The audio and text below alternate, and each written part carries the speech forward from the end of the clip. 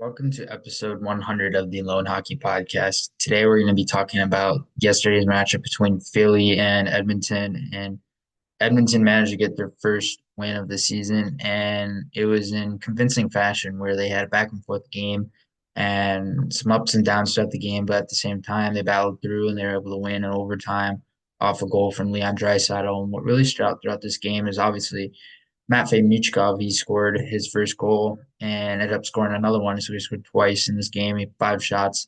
He stood out as an offensive play driver, and obviously he stood out in preseason. I believe he had 6 points in preseason in half as many games, so 6-3. And I believe that's what it was. But at the same time, he looked really good in preseason. That's translated to NHL play thus far. And in terms of Michkov, obviously you're not going to notice skating right away, but in terms of his actual ability, you're going to notice the sense, the decision making, how he's able to process situations. That's what his best attribute is his hockey sense and how he's able to process situations and take advantage of situations in the ozone. So a guy who is an electric goal scorer, but an electric playmaker too. I am amazed when I watch him make plays because he's a guy who can see plays and see seams develop before many other players don't even see anything, which is unbelievable. His vision and his ability to see the weak side of the ice, to see his options in the ozone, to see where his teammates are, it's really remarkable to see how he's able to process all of that, especially in small areas, and especially as not being the most efficient of skaters. Like there's plenty of not so good skaters in the NHL who are elite players.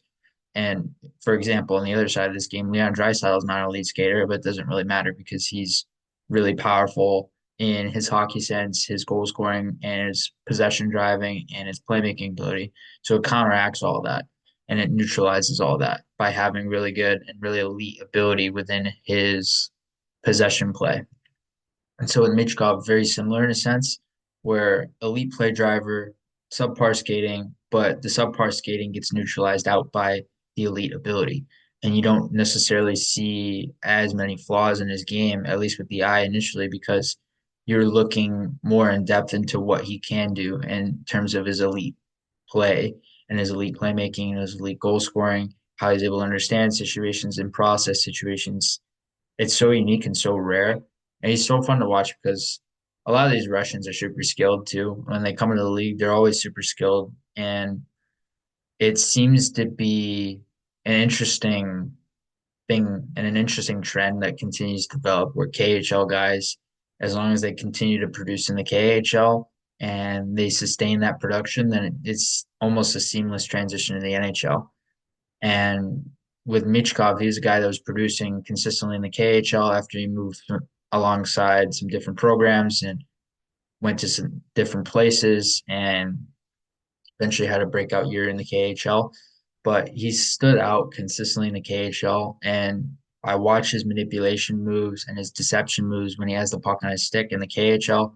And I'm like, not so surprised. And I kind of figured it would translate to the NHL level because of that ability to manipulate and use deception within his puck skill and then being able to translate that to goal scoring or plays or being able to find seams or open a passing lane, whatever it may be. He stands out, and we talked about him on the podcast before, but he stands out so much in terms of offensive IQ. It's through the roof. It's absolutely through the roof. And his patterning is unbelievable. So talking about him is really it's always a joy to talk about him. It's always really fun to talk about him, especially him being a rookie this year. Certainly could challenge for that Calder race in my eyes this year, as long as he stays healthy. And then another standout I want to get to, he's actually stood out on the physical side this season to start, which has been interesting. Owen Tippett, guy who was extended by Philly to a longer term extension, has worked out and really gelled in Philly ever since being traded from Florida, which things weren't working out for him there. He gets moved to Philly. Things have worked out seamlessly ever since.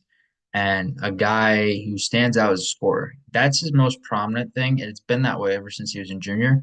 He's always been an electric goal scorer. And for players who always have that one trait that stands out, it always seems to somehow, some shape, some form translate to upper levels. And it might take time for some, like for Tippett, it took a long time for him to actually get to where he was as a scorer. and being able to maintain consistent goal scoring ability. Now he's had that in Philly, and he stands out in terms of being able to generate shots off the rush, shot volume, but also shot quality. I've seen him being able to maneuver in one-on-one scenarios much better and with much more fluency than he would in the past. So sometimes he would try to do it in Florida or the AHL, be a little inconsistent from time to time, and it'd be harder for him to adjust because sometimes he's going through call-up situations and he'd get sent down and then he'd get called up again. And he wasn't able to find that rhythm to his game because he wasn't playing consistently. So him being able to get full time NHL playing time and also at the same time full time ice time inside the top six has really helped him transform his offensive play. He's been, I wouldn't say dynamic, but he's been borderline dynamic. And he's been a really good top six complementary forward who can play anywhere on the wings inside the top six. So a real big asset to the Flyers now. And then another one, Joel Farabee and Travis Konechny. I mentioned them both at the same time because they're pretty similar in terms of style. Konechny is just a little smaller, but very similar in terms of style, how they play physically, how they make plays, how they forecheck, how they track pucks back, how they play in the defensive zone, how they position themselves. They're both wingers. Like there's a lot of different situations where these guys really resonate with one another and they play very similarly. And they play a Philly brand of hockey where it's physical, it's tough, and they forecheck hard. So with those two, obviously Konechny's in for a big year and coming off a big extension. He's a guy that can produce offense as well. He can produce gritty ways of generating offense, which is really fits to John Tortorella's style as coach. So it's no surprise why Tortorella likes him and why he plays so much because he can generate offense from gritty areas. So he's a guy that stands out all over the board in that sense. Jet Lachenko has been an interesting one to start this season and being a surprise player to make it on the roster this year. Somewhat similar to Zach Benson last year, although Zach Benson was a winger. Lachenko's a center and more of a natural center. And but he's a guy that understands positional details. His checking ability is really sound and mature for his game. His attention to detail is really mature. And you look at the overall makeup of his game, I'm not really surprised that he made the roster this early because he has a lot of fundamental qualities that can allow him to even play a middle six role for the time being. Maybe not necessarily a top six role that's guaranteed for him thus far, but even middle six ice time is going to be really helpful. You don't want to necessarily bottom feed him on the fourth line right away because it can hinder his ability, it can hinder his ice time. But that middle six type role is something where he can still get some offensive time, but at the same time still play a little bit more of a checking role, especially when playing on that third line, for example, where you're closer to the bottom line, but you're not on the bottom line, so you can still play an offensive role and still play a checking game simultaneously. So Luchenko really fits that void really well in a sense where he can play that natural center role. He can fit in as a center and play two ways. He can play in D zone situations. He can support pucks low, stay above pucks. His defensive positioning is mature for his age. And again, I'm not surprised that he made the roster this early for them. And he's been good. He's not necessarily going to generate a ton of points, I would say, and I would imagine right away, but he's looked good so far. And then we'll get to the Oilers side. I mean, obviously, you can look at McDavid and Draisaitl. These two are pretty obvious, but Draisaitl is really good this game. Goal or two, or not two, a goal and an assist, 2 points. And he stood out in terms of being able to generate plays, generate shots, generate volume, generate shots with accuracy. A pretty prototypical game from him and McDavid.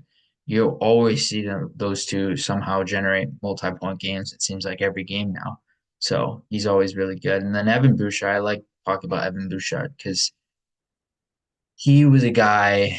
I was surprised he wasn't drafted higher in 2018 because he played such a mature game. I believe some of it had to do with age, which is why he was drafted a little bit lower in that draft. And I believe he's slightly on the older side, but still at the same time, a guy that produced in London, he produced in junior, he played a very mature game. He had mature size, a mature foundation to his game. I'm not really surprised he's ended up where he's at now. I wouldn't have predicted that he would get to over 80 plus points. I believe last year he had around 80, if not over 80.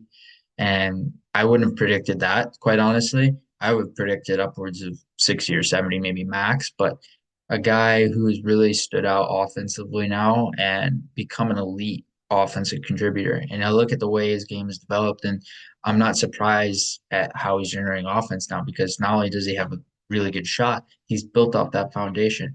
It's somewhat similar to Adam Fox in terms of processing ability. He's not afraid to delay until the very last second and then make a play and then get the puck off his stick. It's so hard to find players that do that. And he's not the most active of skaters. He's not necessarily the best skater, similar to Adam Fox, but he can delay the play off to the very last second, just get it off his stick like nothing ever happened. I would say those two players are the only two players you really find in terms of defensemen who can actually do that. Otherwise, many other defensemen, even Cale Makar from time to time, you see him, he's so wired up all the time in terms of how he plays. There's no real sense of calmness to his game. So he's always looking to make a play or get the puck off his stick or do something to advance the play. Whereas Fox and Bouchard are really counterintuitive to that, where they can delay the play, hold the play off to the very last second, and then make the play, which is really interesting because it sucks in forecheckers, it sucks in multiple layers of pressure, and then they're able to delay the play and then get it off their stick. So I love watching Bouchard because he's a player anybody can learn from defensively, but more so in terms of decision making. That's what I've learned from him the most over the course of his development track. His decision making has been absolutely unbelievable and so mature. And he's adapted really well throughout that playoff run that they had last year. He's adapted really well in the regular season last year. And that set a really, really high foundation for him to build off of this season. So it'll be interesting to see what he's able to do this year, if he's still able to maintain that point per game mark. I would say he's still one of the most underrated defensemen in the league. You still hear a lot about some of these other guys, like the Quinn Hughes, the Yossi, the Hedman, the Makar, the Fox, and stuff like that. But I would totally see Evan Bouchard being able to contend for a Norris Trophy, at least sometime within the next few years. If he's able to maintain this pace that he's on, maybe even eclipse 90 points, maybe even eclipse 100. So it'll be interesting to see what happens there. And I love watching him. He's always really fun to watch. And I'm trying to think of some other standouts because outside of Corey Perry's been good to start the season, especially physically. He set the tone for them when need be. Outside of that, there haven't been too many standouts for the Oilers, quite honestly, especially where they start off the season slow. They got their first one yesterday, which is good. And it's only been 4 games thus far. So no real panic yet. There's 82 games this season. They'll take it game by game. No real worries yet.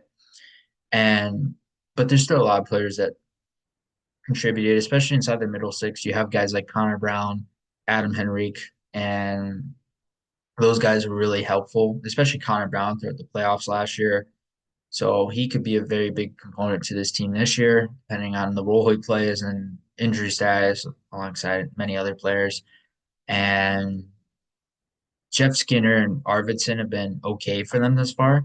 I don't envision them being elite top six contributors. So, like when Zach Hyman came in last year, the fit and the adjustment and the adaptation period for him was almost nothing because he gelled right away with McDavid and his style. And looking at what Arvidsson and Skinner bring, Skinner's more of an offensive guy, so you can rely on him for his offense. Arvidsson plays somewhat similar to Hyman, just a little bit lesser of a quality type of player than Hyman. And at the same time, a guy who can still contribute up and down a top nine role. Skinner is an interesting one because I don't really know what he's going to be in Edmonton yet. It's really hard to figure that out. But surely over time, you'll be able to figure out what that is and what he can be offensively. But that's the biggest thing when it comes to him. He's not going to be relied upon defensively. Is you're going to be relying on him more so offensively. So you have to play him with skill players for him to produce in a sense. Versus you look at a guy like Zach Hyman, where the adaptation period was almost seamless for him because he could play a checking role, he could play a top nine role, he could play a top six role, he could play a top line role, he could generate offense through his playmaking, he could score goals, he can score goals around the crease, he can score goals from afar, he could generate a variety of offensive how do I say this? Let me rephrase that. He can generate a lot of different ways of offense, and that allows him to be effective inside a top line role. So it allowed him to adapt a little bit faster to McDavid last season. So it'll be interesting to see what happens with this Oilers group throughout the rest of the year, but they certainly have a good foundation in place, and I'll be really curious to see what happens to them next.